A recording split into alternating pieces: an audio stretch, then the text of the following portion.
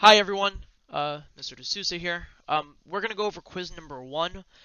Please use the timestamps below so that you don't have to hear my voice for every single question, and you can just look at the questions that you need extra help in. So let's get to it. This first question said choose 3 out of the 4 problems. You did not have to do all 4, but I'm going to go through all 4. The square root of 10 is irrational. Why is it irrational? Because it's a non-perfect square. Letter B, 2.9823 has a pattern. It's rational because decimals with pattern are rational. Sorry for the handwriting. I gotta get better at that. Okay, next one. It's a fraction. Well, since it's a fraction, if it's rational, that means that the numerator and denominator must be integers, which means a positive or negative whole number. Well, 2 is definitely rational. 2 is definitely an integer. But the square root of 5 minus 3 is irrational. So since the numerator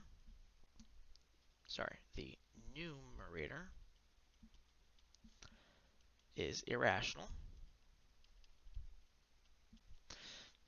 then we can say that because it's an irrational divided by a rational, it must be irrational. All right, next. I've never used this color. So this one looks more challenging, but it's actually not that bad. So this is also a fraction. The bottom is definitely rational because it's a terminating decimal.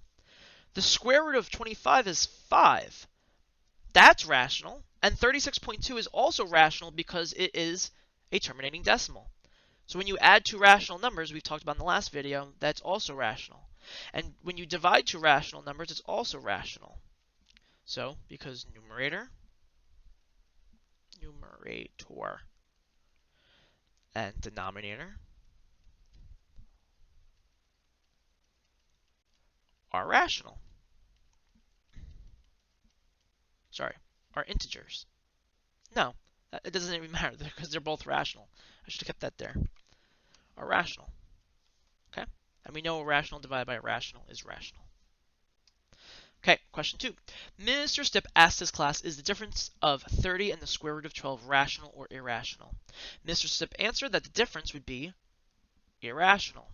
So that's really saying, let me do a different color. 30 minus the square root of 12. We want to know if that's rational or irrational. Well, it says state whether Mr. Stipp is correct or incorrect. Justify your reasoning. Well, this is rational. This is irrational. A rational minus an irrational, in this case, is going to be irrational. So, to answer the question, Mr. Stipp is correct. Because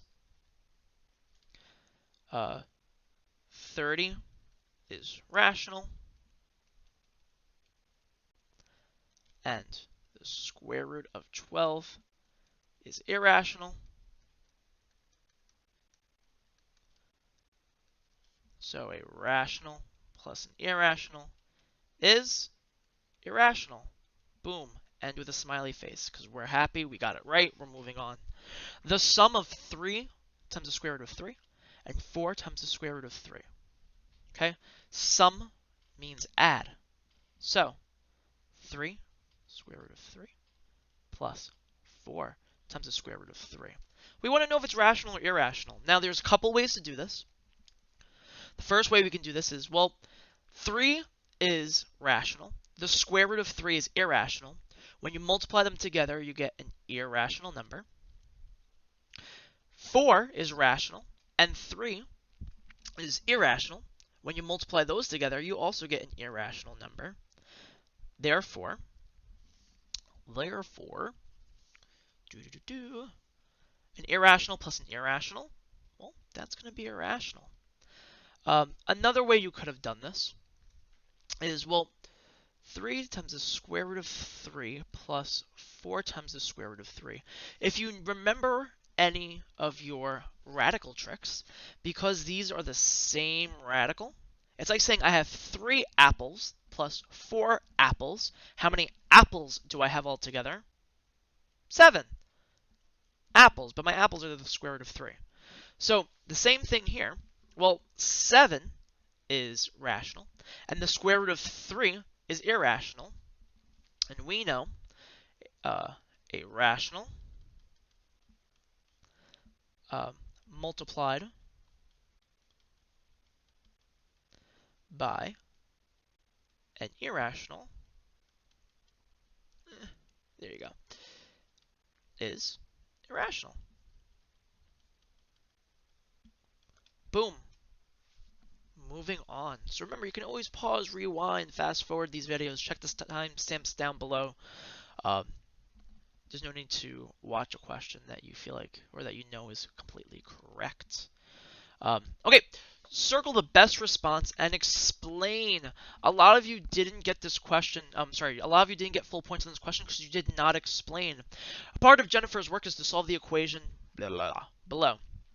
So, started off with this, then got here.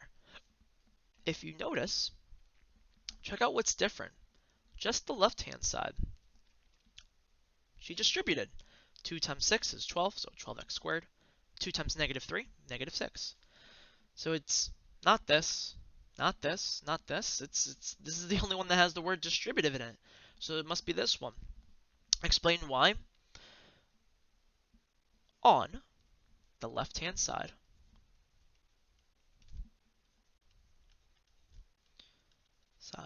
of the equation, Jen, I'm going to call her Jen now, that's her nickname. Jen multiplied 2 by what was in the parentheses.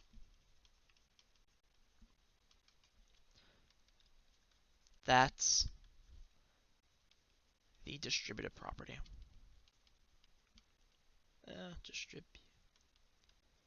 Property. And all in all, the only thing that we're missing or that we haven't really talked about was subtraction. That's because the operation is subtraction. Moving on. Okay, solving equations. This is such an important skill that you need for this class. Okay, so remember, don't call me impossible. Distribute, combine like terms, move the variable to one side, inverse operations. That's the order in which you want to do things. So let's use that as a reference. Is there anything here? So remember, our goal is to get x by itself. Is there anything here that I can distribute? Absolutely, there's 2. So 2 times x is 2x. 2 times negative 3 is negative 6 equals 12. Okay, is there anything to combine? No, so I'm done with that. Is the variable on one side of the equation? Yes, it is. It's on the left-hand side. Done. So now we just need to use inverse operations. I want to get x by itself. The inverse of minus 6 is plus 6. And you're left with 2x equals 18. Divide by 2. And you're left with x equals 9. Bam, boom. All right, so now we're going to look at this question. Let's pick a good color. Let's go back to my green. And again, this question is still like solving for x. So again, we want to use don't call me impossible. So distributive property, combine like terms, move the variables to one side, and then isolate the variable. Okay. So can I distribute anything here? Yes, the 2. Boom. Boom. 2 times x is 2x. 2 times negative 7 is negative 14. equals -5 minus x. Boom. Finish distributing. Cool. Can I combine like terms? So on the left-hand side, there are no like terms. On the right-hand side, there are no like terms. So there's nothing to combine. All right. The next part is um, move the variables to one side. So I'm going to choose a different color. Are my x's on the same side? No, they're not.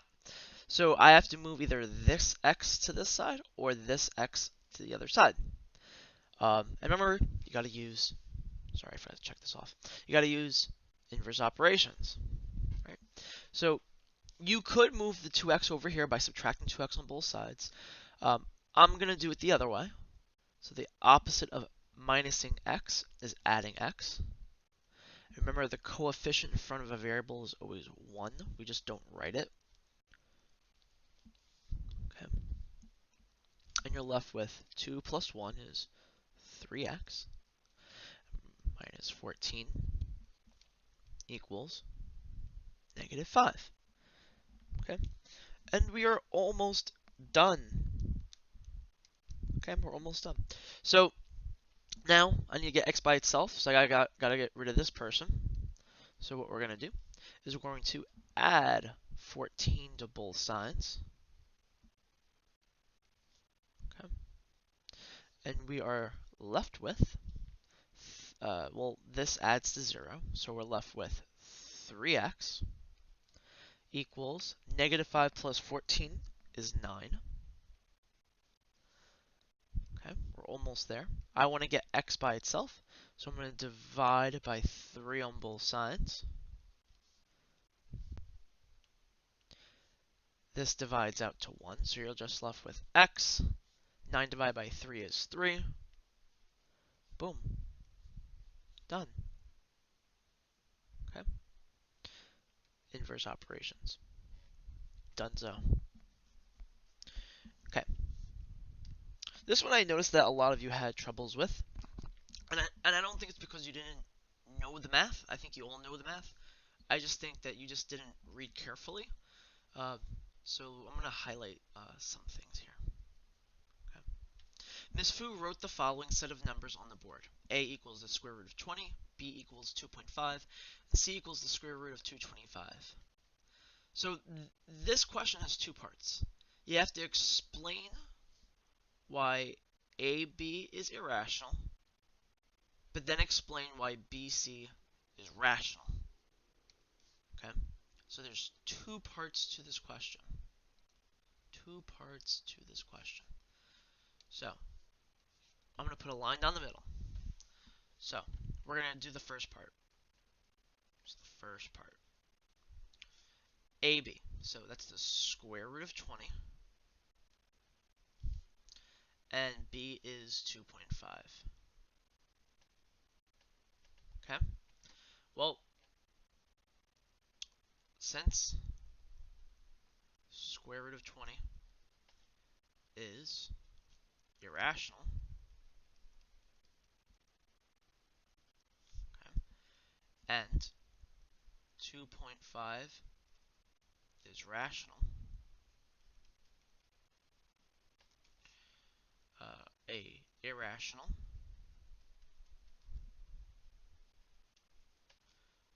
plus irrational is irrational.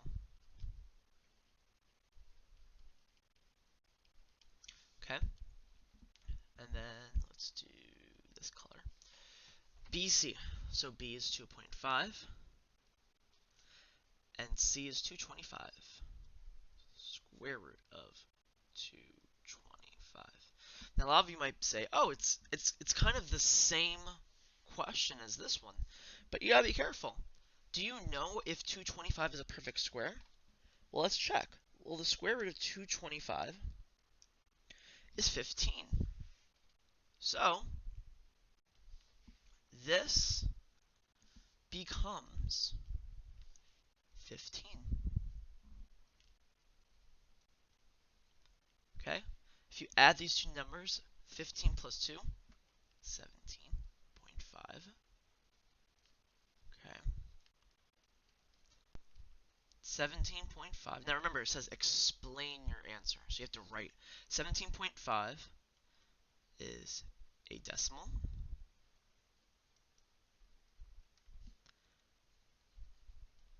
That terminates.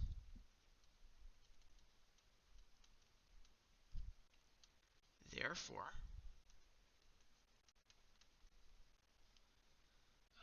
what do we say? B plus C? B plus C is rational. Alright, so that's the end of that. Last question.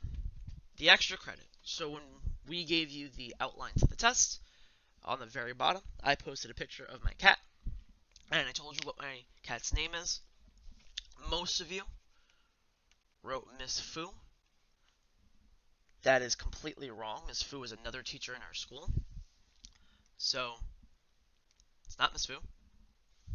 The name of my cat is Riley. Okay? I hope this helps. Hopefully you have a little bit more insight why you did or did not get a question correct on the test. And I'll see you next time. Have a great day.